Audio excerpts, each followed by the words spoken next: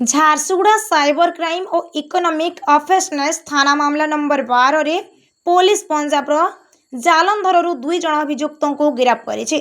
गिरफ्त अभियुक्त माने हेले विलबल अरफ विलबल केवट एवं प्रेम कुमार सिंह। अभियोग अनुसार से जड़े नाबालिका झील नाम एक नकल इंस्टाग्राम प्रोफाइल सृष्टि करी सेथिरे अश्लील विषय वस्तु पोस्ट करुथिले। साइबर पुलिस टेक्निकल विश्लेषण और डिजिटल तदंत माध्यम अभियुक्त मान ठिकणा चिन्हट कर राज्य बाहर अभियान चलाई पुलिस से सफलतार सह गिरफ्त करिछि। गिरफ्त अभियुक्त मानू 2 जून 2026 तारिख में अदालत रे हाजर करा जायछि। घटना अधिक तदंत जारी रही।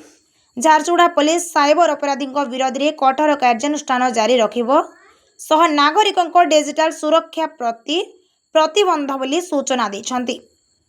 झारसुगुड़ारू घनश्याम पढ़ियारी रिपोर्ट ओडिया भास्कर।